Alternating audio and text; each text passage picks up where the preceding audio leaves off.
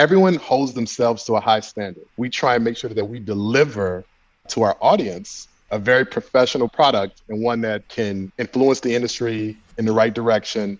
It's guys that care about what they do and they put blood, sweat, and tears, and we're very interested in how those things are related to the community.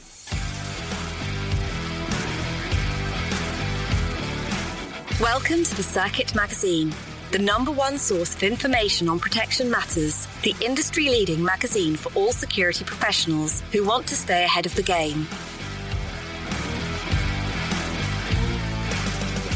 So we've reached the halfway point for the Circuit Magazine podcast, and in the house today we have the one and only Elijah Shaw, John Moss, Shaun West, and myself, of course. We're all here, all on at the same time. What a treat. We're going to look back on the last 6 months. What a beautiful series of podcasts we have had.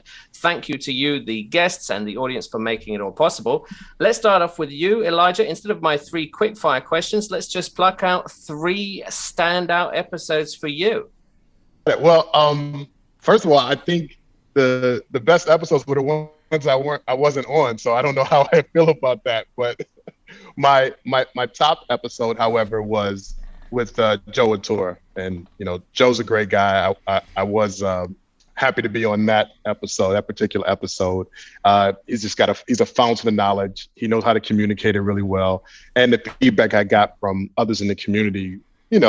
Again, Joe's been in the game for quite a while, so he's able to kind of give you the secrets to success, but put it in such a way that the average listener gets some takeaways, get their attention sparked, or get their curiosity sparked, and then they can kind of seek out other means in order to do a deeper dive, which is one of the wonderful things I think about the circuit media in general, and that includes the magazine, the podcast, the apps, is that you get this taste of something and then you can go in much deeper.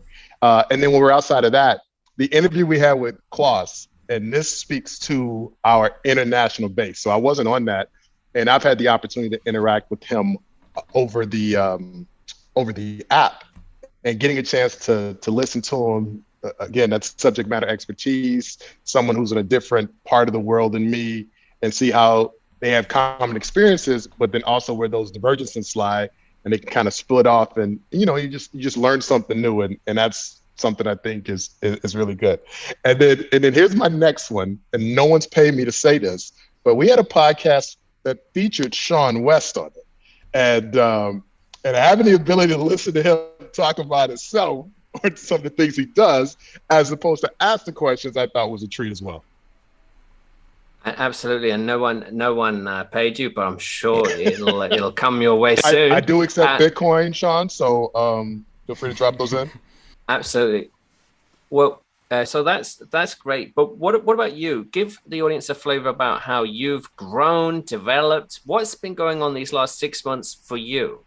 Well, I think I learned how to try and be a better podcaster in the last 6 months. The big challenge for me is always the fact that I work operationally in the field. I also run my company, and then I participate with you guys in the circuit media. And so trying to balance all of those things, sometimes a challenge, and it's sometimes a challenge, but it's a fun challenge. And the opportunity, and I always say this to people, the opportunity to work with and alongside people that you genuinely like is one of the highlights of any career. And I mean that in the different aspects that I do. And so I've reached a point where the clients that I work with, I choose to work with them. The staff that I work with, those are guys that I would spend time with on and off the assignment. And the same thing with you guys at the Circuit Media is, we laugh and tell jokes and crack jokes on each other when we're not on, when we're not on the microphone and we're not on camera. And so then being able to put a project together that's a serious project and has benefit for the community, but that's enjoyable, and that's despite the deadlines and the rush schedules and all of the other things that we have to do in both our home and our professional and our personal lives. I think it's kind of a testament. So the last 6 months for me, to answer your question, has just been learning better how to balance that, how to deliver a quality work product. And that's the other thing that I want to say. it's kind of tipping my hat to all three of you gentlemen on here, is that everyone holds themselves to a high standard. And so even with the things that we have going on, we try and make sure that we deliver to our audience a very professional product, and one that we think that can influence the industry in the right direction, offer the things that we say. So it's not just lip service. It's not just like a marketing tool. It's, it's guys that, care about what they do, and they put blood, sweat, and tears, and have done it for quite a while in terms of putting something out. But we don't produce content just for content's sake. We produce it, and the people that we bring on the show and the guests, all of these are people that we're genuinely interested in, and we think that the listeners will be interested in as well. And if something doesn't work, we try and readjust and pivot and strategize about it.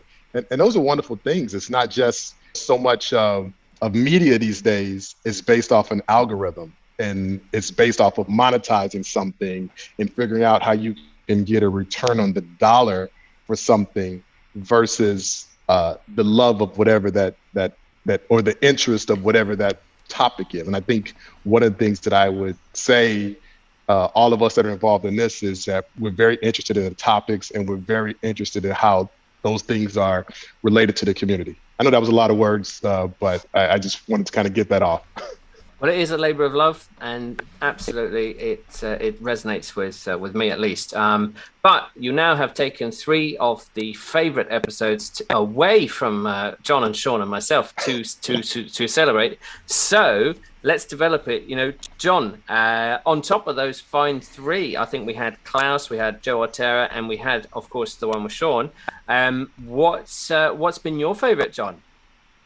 All right. Well, of course, I don't have a favourite because I'm totally impartial. But I mean, seriously, how do you pick just 3 out of all of those? I was actually running through the list just now, and I thought I had 3, but I'd only read 3 podcasts, and then I was moving down the list, and I was like, this is insane. This is really difficult. But, so what I thought I'll do as a bit of a kind of a get-out clause here, partially not to offend anyone as well, and also because my memory doesn't go back far enough, is I'm going to pick out my favourite that Elijah was co-host on, Shaun was a co-host on. Okay, so favourite one with Elijah was the I can't really say the Joe Otero one now, can I? Yeah, otherwise we're doubling up. but yeah, no, I mean I really enjoyed that. It's an area for me that I find really interesting, partially because I think there's so much dynamic inside of, that whole subject of driving dynamics, but it's also an area that I probably visit the least in my own, day-to-day professional career. And it's, whenever I get the opportunity to get behind the wheel, it's rare that I can actually put those skills into use, right? I mean, if we're putting in the training ground skills, then either something's gone really wrong, or we're probably got the wrong attitude towards driving in the first place. But no, I love to get out there, and we've had a few discussions in the in BBA Connect, and I know it's been the same over in the Nava Protector app. Okay, and damn it, I've just realised Elijah's nabbed all the best ones. So, without a doubt, my favourite one that had Shaun on was the kind of Shaun interview, if you like. And I know Shaun feels probably quite ambushed at the moment because he didn't even realise he was recording an episode for the podcast. We kind of in fact, Phelim, we didn't even tell Shaun that we were going to release that, did we?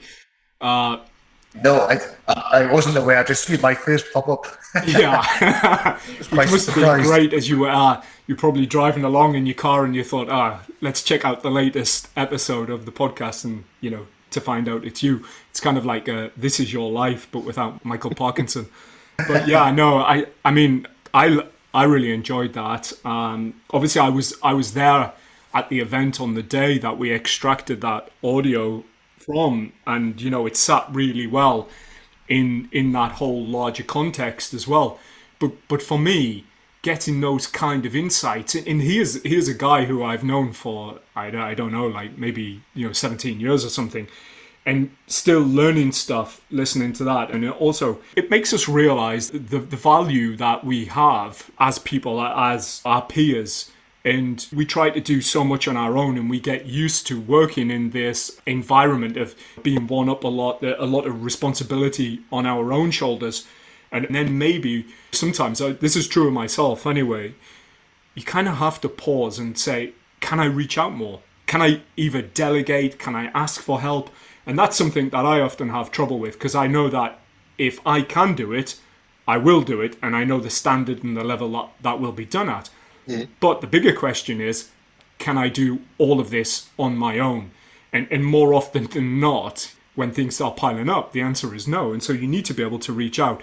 And like all of our podcast episodes, we're really digging into not just the knowledge of all of our guests, but the deep experience that they've had. And that's why I love our podcast. And can I jump in really quick? I also want to touch on that too. And the other thing is the personality. And I think that's what's great, because so much of, when and I'll speak from personal experience, when I was learning about the industry, you got a sense of what you wanted to do in the profession, but you didn't necessarily have mentors or the amount of people that are actually doing it that could communicate it with you, where you knew them and could get the real deal from them. Meaning that, sure, of course, I might see a news segment or a piece, from the States on the United States Secret Service, or see someone walking in a movement. But other than just being a cipher, like, is this a real person? And I think what's great about podcasts is that you get a sense of the individual, and then you can fit them into kind of the protected equation. And so again, why I came back to those favorites that I talked about, and there are, particularly because over the seasons, I think the ones that I gravitate the most are the ones where I get a sense of the person's personality, which then impresses me even that much more, because I go, and they're doing the work. So, their clients are continuing to call them back and put them on assignments, etc. But they're real people, they lace their shoes up, just like I do. And if I put the time in this certain sector or devoted this time to my craft, with the right amount of skill and luck, etc., I could be where they are. So all it takes is that work. So again, I guess I say all to say is that they're real people, and listen to the podcast. I can really appreciate that. I spend a lot of time, if I'm not participating in it, and even once I do, when I listen to the podcast, I listen to it on the treadmill or when I'm working out. And so I'm listening to this, and I end up finding this connection with somebody who I might just know their name via social media. And I think that's one of the coolest things. I'm sorry I ended up cutting you off while you were talking, bro. Is just one of the coolest things about what we do is that we learn that people that are doing these challenging jobs all over the world are real people just like us. Or like me. I mean, you're kind of a superhuman. And, in fact, all three of you guys are, but me, I'm just, normal guy. Yeah, right. And no, but seriously, personality is really important, isn't it? And I think it's something that when you first come into the industry, with a few exceptions, maybe personality is something that develops over time, because, we already have one, of course, but like, who are we as protectors? What is our personality? I mean, for myself personally, the first thing that I strive for is a certain level of professionalism. And then, once I feel comfortable that I found that and I'm operating in that area, then I think the personality starts to come through, and you sort of find yourself in this world, and you pitch yourself at a certain level. And I think, yeah, absolutely, that's such a good point. We really get to see the personality of all these people who, in one of the things that we're always trying to do, through all of our different channels, is bring people together, connect people. And the podcast is such a fantastic way of exposing all of those personalities. And I have to say, I don't think any of the episodes, if I listen to it and go, you know what, this guy ends up being a real jerk. I haven't said that, so I don't know if that's great editing on our part or what, but. Well, yeah, especially our in-house panelists and interviewees. Talking about that, let's then go to Shaun and ask a similar set of questions. Obviously, it's a bit hard. It's just 3. You can expand it to any number you like. No, I actually do have 3 favourites. Not in any particular order, but one I'd really liked, and I know Elijah's big on it, is the Branding and Networking by Craig McKim. I thought that was a fantastic episode that everyone should listen to. When you work in the industry, you are as big as your network. If you don't network, you don't mix with people, the opportunities you get are going to be less. And how you put yourself across, your branding, how you present yourself is extremely important to create. That was a really good episode. I really enjoyed that. The other one I really liked was listening to David Rubin's Professionalizing Risk Management. You get a lot of people who work in the industry. Some people will have a great deal of operational experience. Some might be more academic. David has both. He's academically qualified. He worked in the industry, and he's passionate about teaching. And I really enjoyed listening on that podcast.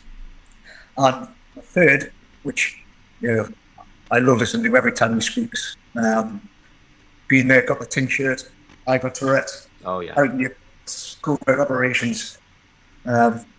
He's worked in the industry an awful long time, and he turns up at all the events, he speaks, and he just uses experience every time he talks.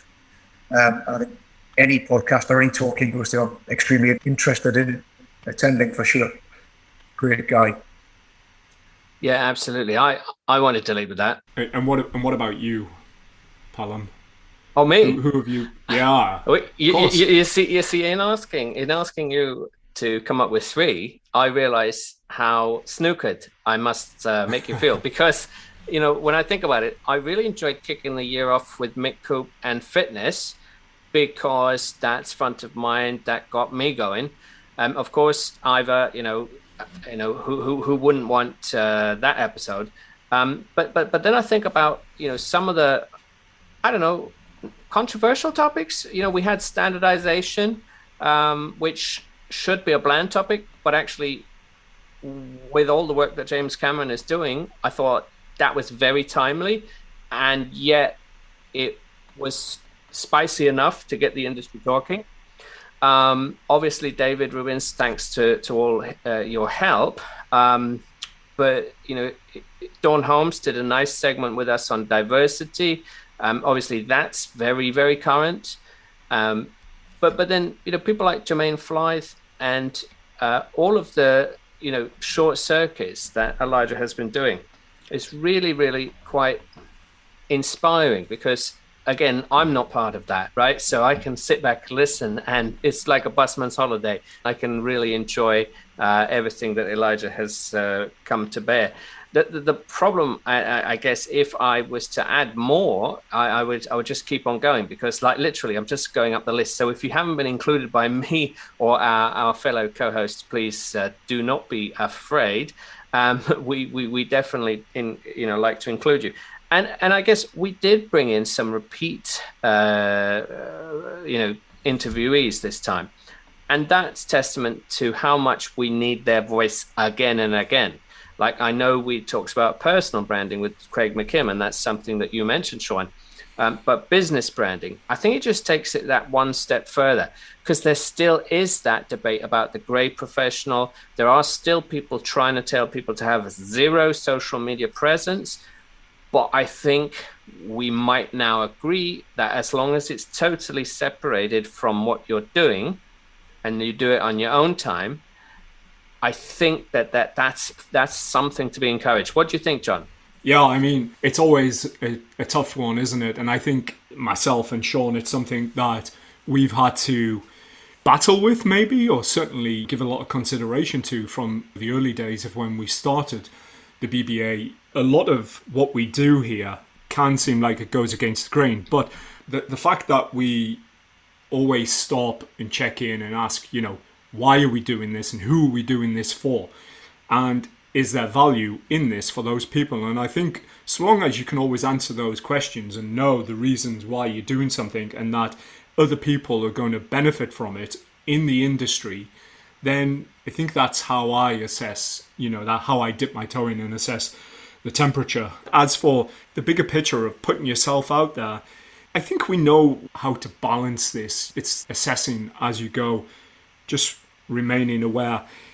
I think asking yourself why you're doing it, because the time when it crosses the line is when it's for very selfish reasons. If it's purely for self-promotion to get yourself ahead, or even worse, it is when you're trying to get a leg up by knocking somebody else down. Now, I think that never pays off for the person ultimately, yet as a community, we still see that. And it's certainly within the BBA, it's something that subtly we've tried to coach people with, who maybe when they're new to the industry, maybe if they've spent a lot of time on social media prior to coming in and learning the sort of etiquette of being a security professional and operating with your head above the parapet. Absolutely. Does that resonate with you, Shaun? What's your advice for the cohort out there? No, I definitely agree with John there. When you're working in this industry, particularly in this sector, you're working as a professional, and people are paying you for the service that you deliver. So you can't be posting crazy videos which you might have posted when you were younger before you got into the industry. If you're new into the industry and you're just leaving the military or whatever it is, some of the things that are accepted there may not be accepted into this new sector that you're going into. So I definitely recommend that if you're just leaving the military, you have a purge of your social media, professionalise everything up, and you get some advice as well when you do your CVs and your LinkedIn pages or whatever you're doing. As you're trying to advance yourself, just make sure you're representing yourself and presenting yourself in the best possible manner that you can. I like that. And of course, people might be saying, well, why are we talking about the grey professional after just having a wonderful review of our 6 months this current season? Well, here's the thing. You could be the next podcast guest, but if you're thinking, oh no, I am concerned about how much to share, I think I'd like to reassure you that we are genuinely, as John said, think about the motivation. What is behind it? We're trying to share some information. We're trying to share some advice. We're not trying to share OPSEC. We're not trying to share, celebrity clients' information. What we're trying to get out is a thematic approach. That's why each, week, of course, yes, we are celebrating James Otigba, who is from Switzerland. Wonderful. But we are saying, right, your next operation in Switzerland, and let's see how we can help you in that. Which is what well worth it. And I forgot to mention, of course, one of my favorites, Max Segal, giving us travel risk management in a post-COVID environment. I thought that was quite nice. And obviously, that whole topic is still up in the air, isn't it? But that's what we're trying to do. Thematic additions to the Circuit magazine, but of course with an eye on the current. John, what have we got coming up? What do you want people to know about? What should we get excited about? We got 6 more months of season 2. Yeah, exactly. We're only, at the midway point. And it's also the time of year when, as protectors, we tend to be more busy across the industry. Everyone's out and about. A lot of principals are taking their vacations right now. And it's a high stress time for people. So first of all, I hope everyone gets through it and comes out unscathed on the other side. Again, a nod to Cristiano Ronaldo's unfortunate pairing is that they haven't seemed to keep themselves out of the media recently. But in all seriousness, this is one of the challenges we face. And I bring that up because these are things that we discuss inside of the community, and we don't do this to expose fault with anyone. We're all going to have our screw-ups. Things are going to go wrong operationally on the job, and we shouldn't overly dwell on them. We shouldn't punish ourselves with these things, but we should learn from them. And if these instances are there, they're in the public eye, then we should look at it critically to say, well, what went wrong? What can we learn and what can we take away from that? And this is what underpins a lot of the more informal side of the association. So for the rest of the year, we're going to keep doing what we have been doing. And it's been a little bit quiet the last couple of months due to those mostly operational commitments and just one on that for the listener. You might have noticed that our esteemed US colleague Elijah has gone quiet. That's, we haven't drugged him or anything. He's literally had to be pulled away for operational commitments, which I think, really highlights the nature of the team that we've got here and how we do need the four of us to manage to produce all this content on a regular basis. So looking ahead, it's a call to action to say, come in, be a part of the community, ask questions, share your experiences, engage with us, and look out. There's always something new coming. We've got magazines, podcasts, newsletters, and more circuit events. Absolutely. I love it. Well, stay safe out there. Shaun, John, Elijah, and myself, we're looking out for you. We're, as best we can, but obviously with this wonderful heat wave we're having, you need to pay some regard to that as well. So from Shaun, Elijah, John, and myself, and it's wonderful to have all four of us here together. This has been a lovely mid-year review episode of the Circuit Magazine podcast.